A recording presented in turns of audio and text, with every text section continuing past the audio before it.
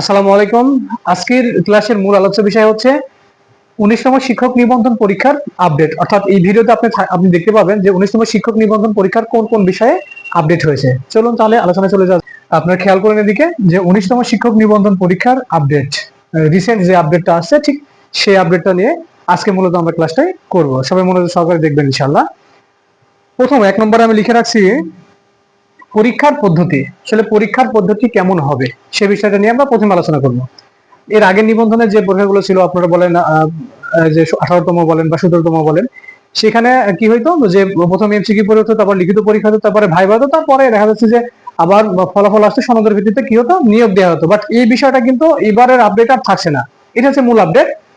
তো যাই হোক আমরা আলোচনায় আসি এখানে পরীক্ষার পদ্ধতি। পরীক্ষার পদ্ধতির ক্ষেত্রে এখানে দেখুন আমি লিখে রাখছি যে এখানে 100 দেওয়া আছে, এখানে 100 ইকুয়াল কত 200, অর্থাৎ 100 যোগ করে 200। তার মানে আমরা দেখতে পাচ্ছি এখানে 200 মার্কের পরীক্ষা কিন্তু হবে, এবং 200 মার্কের পরীক্ষা যেটা হবে সেটা পুরোটাই এমসিকিউ। ঠিক আছে, এই 200 মার্ক পুরোটাই কি এমসিকিউ থাকবে। ঠিক আছে, আচ্ছা এখন তাহলে প্রথম 100 মার্ক কি কি সাবজেক্ট হবে, দ্বিতীয় 100 মার্কে কোন কোন বিষয় হবে সে বিষয়ে দেখে নিন। আমরা যদি প্রথম 100 মার্কের কথা বলি তাহলে বাংলা ইংরেজি গণিত প্লাস সাধারণ জ্ঞান এই চারটা বিষয় মিলাই থাকবে হচ্ছে 100 মার্ক। তাহলে এখানে আমরা এটাও কি কোন প্যাটার্নে পাচ্ছি, এটাও থাকবে হচ্ছে এমসিকিউ প্যাটার্ন। ঠিক আছে, এটা হচ্ছে এমসিকিউ প্যাটার্ন। পরে চলে আসেন যে বিষয় ভিত্তিক যে বিষয়টা, যে বিষয় নিয়ে অনার্স মাস্টার্স করছেন ঠিক সেই বিষয়টা দেখে নিন যে তার বিষয় ভিত্তিক পরীক্ষা হবে 100 মার্কের। বিষয় ভিত্তিক পরীক্ষাটি কত মার্কের হচ্ছে তাহলে 100 মার্কের। বিষয় ভিত্তিক পরীক্ষাটা 100 মার্কের হবে, সেটাও এমসিকিউ। ঠিক আছে, তার মানে এখানে আপনাকে অবশ্যই দুইটা বিষয়ের উপর বেশি ফোকাস করতে হবে। সেটা হচ্ছে যে আপনি 100 মার্কের পরীক্ষা দিবেন, টোটালি বাংলা ইংরেজি গণিত সাধারণ জ্ঞান, এটাকে খুব ভালো করে ফোকাস করতে হবে।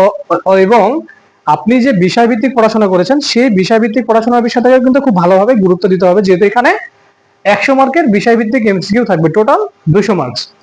ঠিক বিসিএস যে আদলে হয় ঠিক সেই আদলে কিন্তু আপনাদের পরীক্ষাটি হবে। টোটালি বিসিএস রিলেটেড পরীক্ষা, বা বিসিএস যারা বিসিএস দিয়েছেন বা বিসিএস রিলেটেড জ্ঞান আছে, যারা জানেন আপনার বিসিএস কেমন কিভাবে হয়, ঠিক সেভাবেই পরীক্ষাটি হবে।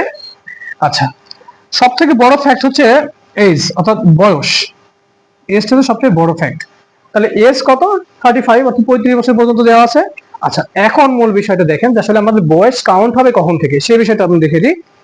যে সার্কুলারের দিন থেকে, অর্থাৎ যেদিন থেকে সার্কুলার দেবে সেদিন থেকে কত বছর, 35 বছর।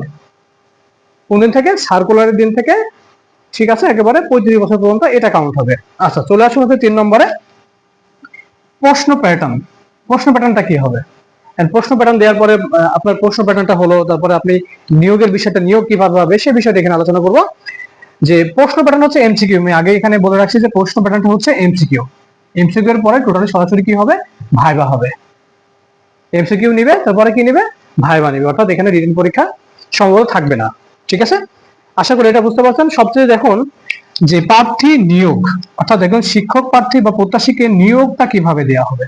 আমি এখানে দ্বিগুণ লিখেছি, দ্বিগুণ কিসের জন্য লিখছি, এখানকার সবচেয়ে বড় আপডেট হচ্ছে এটা যে যদি মনে করেন যে 50,000 শিক্ষক লাগবে, ঠিক আছে, মনে করেন 50,000 শিক্ষক লাগবে, কিন্তু তারা নিয়োগ মানে ভাইবার জন্য ডাকবে 1 লাখ, অর্থাৎ যে যত পদ থাকবে তার থেকে দ্বিগুণ তারা রাখবে।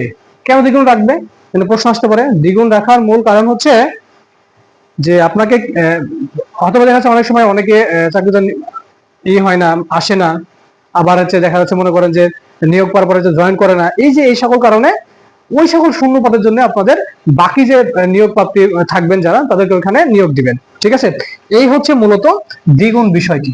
ঠিক আছে, তার মানে যদি 50 ফাঁকা থাকে তাহলে তারা আরো 50 নিয়ে টোটাল কত 100 নিবে, অর্থাৎ দ্বিগুণ নিবে। ঠিক আছে, দেওয়ার পরে তাদেরকে শূন্য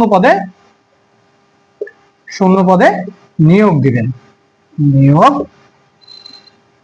করবেন। ঠিক আছে, আশা করি সবাই বিষয়টা বুঝতে পারছেন।